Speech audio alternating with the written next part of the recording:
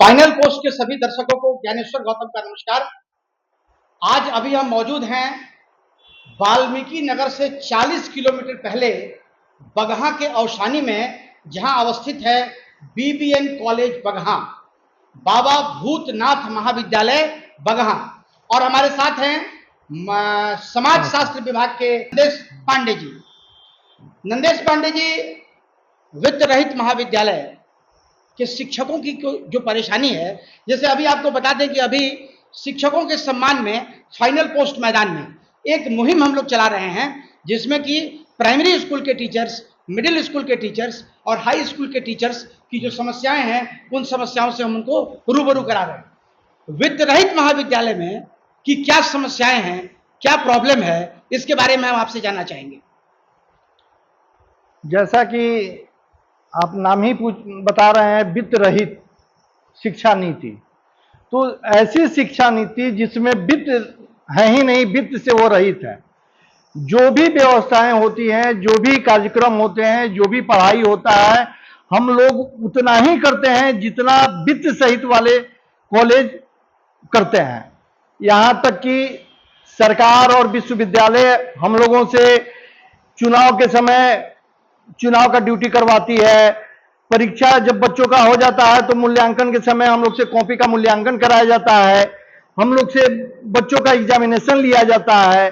यहां तक कि पूरे बिहार में 60% बच्चे जो पास आउट होते हैं, वह रिजल्ट वित्त रहित शिक्षा कॉलेज के ही बच्चे होते हैं जो रिजल्ट उनको देता है। लेकिन इसके बावजूद आपके पास आपको यूनिवर्सिटी की तरफ से सुविधाएं के रूप में सिर्फ अनुदान मिलता है। सिर्फ अनुदान मिलता है, और वह भी अनुदान तब मिला जब हम लोगों ने बहुत ही लंबी लड़ाई लड़ी। कब तक का अनुदान प्राप्त हुआ है कॉलेज? अभी तक हम लोगों को 2015-16 तक का ही मात्र अनुदान प्राप्त हुआ है। मतलब 2024 चल रहा है, अभी तक 2015-16 का ही अनुदान मिला है। अनुदान मिला है। ये पिछले 8 साल में हमारे बच्चे कैसे रहे हैं, मेरा परिवार कैसा रहा है, हम लोग के घर बीमारी शादी विवाह कैसे हुआ है, न तो ये सरकार जानती है, न विश्वविद्यालय जानता है। ये वित्त रहित कहकर मतलब सीधा हम लोग का शिक्षकों का शोषण किया जाता है विश्वविद्यालय के द्वारा और सरकार के द्वारा। लेकिन जब सरकार ने समान काम समान वेतन के लिए लगभग सारी व्यवस्थाएं लोगों के लिए तय कर दी हैं, और खास करके अभी हम देख रहे हैं कि प्राइमरी स्कूल के जो टीचर्स हैं, जिन्होंने शिक्षा मित्र के तौर पे अपना योगदान शुरू किया था, उन लोगों को भी एक सम्मानजनक राशि सरकार की तरफ से मिल रही है। तो क्या वैसी कोई व्यवस्था यूनिवर्सिटी में नहीं है? कोई व्यवस्था नहीं है। अभी भी आज के भी समय में सरकार के द्वारा जो शिक्षकों की नियुक्ति की जा रही है, मिनिमम वेतन उनको 50,000 रुपया प्रति माह के हिसाब से दिया जा रहा है। लेकिन उच्च शिक्षा प्राप्त कर स्नातकोत्तर की डिग्री लेकर हम लोग बच्चों को पढ़ा रहे हैं। यूनिवर्सिटी के बच्चे यहाँ शिक्षा ग्रहण कर रहे हैं।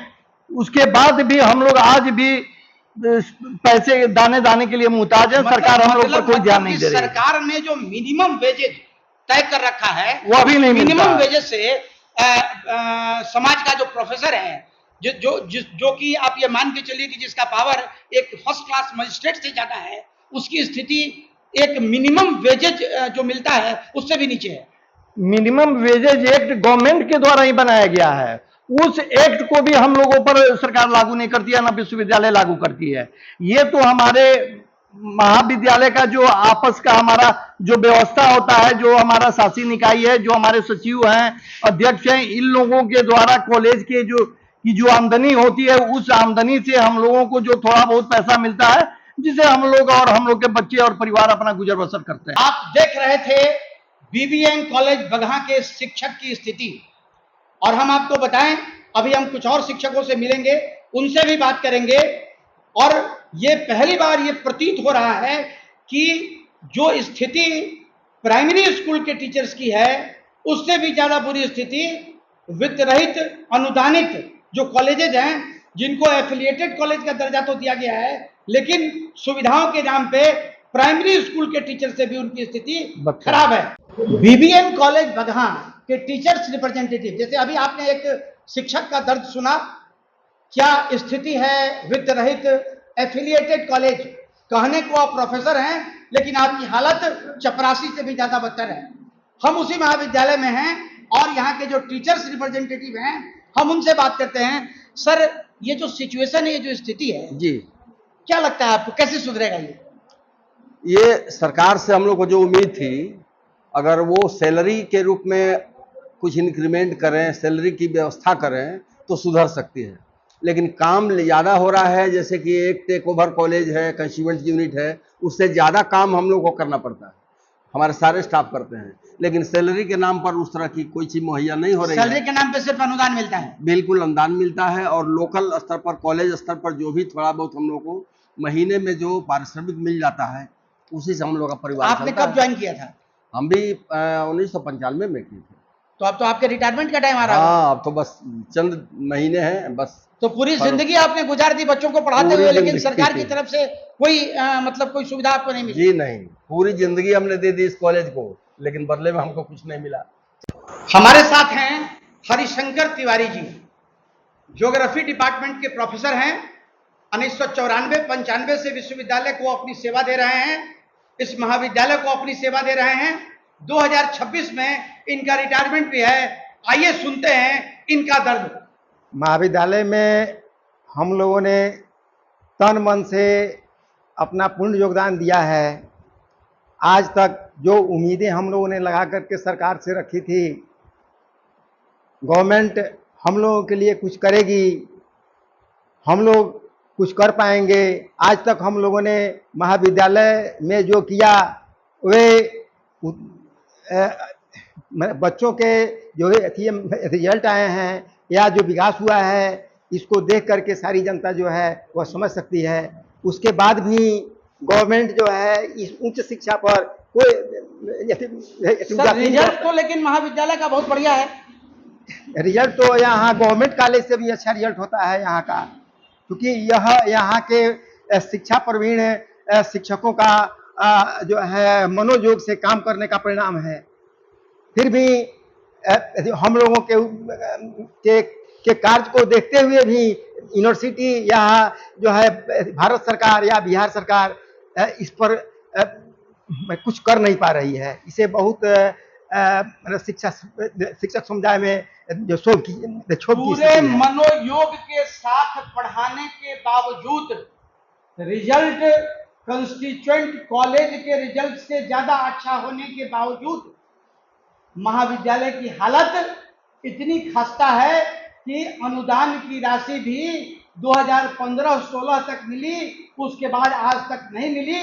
ये कौन सी शिक्षा व्यवस्था है और सरकार किस चीज पे अपना पीठ थपथपाती है, ये हमारे समझ के परे है। जैसा कि अभी आपने देखा, हमने बीबीएन कॉलेज बगहा के कुछ शिक्षकों से बात की और शिक्षकों ने अपने दर्द से अवगत कराया। उसी क्रम में हम अभी बैठे हैं प्राचार्य सुबोध सर के पास, डॉक्टर सुबोध श्रीवास्तव। हम बात करेंगे सर से कि आखिर कंस्टिट्यूएंट कॉलेज और एफिलिएटेड कॉलेज, दोनों कॉलेज के शिक्षक काम वही करते हैं, लेकिन जहां कंस्टिट्यूएंट कॉलेज के शिक्षकों को लाखों रुपए वेतन के मध्य में दिए जाते हैं, वहीं जो एफिलिएटेड कॉलेज हैं वहां के शिक्षकों को अनुदान भी समय पर नहीं मिलता है। नहीं, जहाँ तक अनुदान की बात है, जो राज्य सरकार जब भी विश्वविद्यालय को भेजता है, हम तो अपने महाविद्यालय में जब भी अनुदान आया है, हम सबसे पहले बिहार यूनिवर्सिटी में अपने महाविद्यालय में अनुदान की राशि लाते हैं। सर, लेकिन 2015-16 का अनुदान मात्र बटा, अभी तक 2024 चल रहा है। हाँ, ये तो राज्य सरकार के स्तर की चीज़ है, जो वो अभी तक हम लोग तो यूटिलाइजेशन भेज चुके हैं, लेकिन अभी तक राज्य सरकार ने उसको निर्गत नहीं किया है। ये तो राज्य सरकार के अंदर की बात सर, है। लेकिन एक बात जानना चाहेंगे कि ये जो इलाका है, यहाँ पे SC/ST कम्युनिटी की बहुलता है, OBC कम्युनिटी की बहुलता है, ये इस इलाके का सबसे बेहतरीन महाविद्यालय है, रिजल्ट आपका सबसे अच्छा होता है, इसके बावजूद भी यूनिवर्सिटी की निगाह आपके ऊपर नहीं है, क्यों? नहीं, तो ये तो यूनिवर्सिटी की स्थिति अभी जो है वो राज्य सरकार और यूनिवर्सिटी के बीच बहुत अच्छा तालमेल नहीं होने के कारण और अनुदान की राशि समय पर नहीं आ रही है। उसके लिए अब तो राज्य सरकार ही जवाब देगी या विश्वविद्यालय स्तर की बात है। वो तो महाविद्यालय को जब भी मिलता है, तो हमको जब भी मिला है हम तुरंत अपने शिक्षकों को दिए हैं। जहाँ तक अपने संसाधन से अपने संसाधन से हम महाविद्यालय के विकास को हम आगे बढ़ा रहे हैं और अपने संसाधन से ही महाविद्यालय के कर्मियों को हम वेतन दे रहे हैं। यहाँ आदिवासी और थारू बाहुल्य क्षेत्र होने के कारण हमारे यहाँ 95% स्टूडेंट समाज के बहुत कमज़ोर तबके के बच्चे आते हैं पढ़ने के लिए। ऐसी स्थिति में सरकार का ध्यान इस ओर आकृष्ट हम करना जरूर चाहेंगे कि इस पर विशेष ध्यान दे करके इस महाविद्यालय को अंगीभूत करने की कृपा करें। हमारे साथ अभी बैठे हैं मदन प्रसाद गुप्ता जी, जिन्होंने अपने खून पसीने की कमाई लगाकर बीबीएन कॉलेज बगहा को इस मुकाम तक पहुंचा दिया जिस मुकाम तक इस इलाके का कोई अंगीभूत महाविद्यालय भी नहीं पहुंचा है। आइए इनसे बात करते हैं। चाहते हैं कि जितना हम परिश्रम के इस महाविद्यालय को आगे बढ़ाने के लिए हम चाहते हैं कि सरकार से इस कॉलेज को अंगीभूत कर दिया जाए, ताकि मैंने कंसुएंट कर दिया जाए, ताकि हमारे शिक्षक और शिक्षेतर कर्मियों का भविष्य उज्जवल हो जाए। साथ ही हमारे गरीब क्षेत्र बहुत थरवट है, आदिवासी इलाका है, इसके बच्चों का भी भविष्य उज्जवल हो जाए। सर, जब आपने महाविद्यालय की शुरुआत यहाँ की थी, हाँ। उस वक्त किन कठिनाइयों का सामना करना पड़ा आपको? बहुत कठिनाइयों का उतना गिनती नहीं गिना पाएंगे आपको, जितना कठिनाइयों का सामना करना पड़ा। मैंने सुना कि आपकी कुछ निजी जमीन थी, उस जमीन को भी आपने बेच दिया। हाँ हाँ हाँ, उस जमीन को बेचकर, शहरी क्षेत्र के जमीन, नगर पालिका की जमीन को बेचकर मैंने इस महाविद्यालय का रिजर्व फंड जमा किया।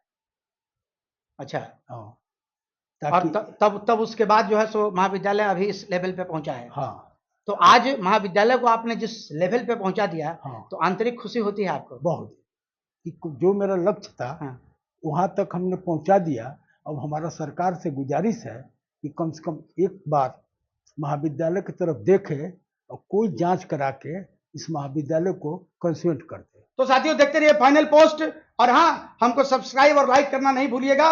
साथ ही अगर आपका कोई सजेशन है वो भी हमको देना मत भूलिएगा। धन्यवाद।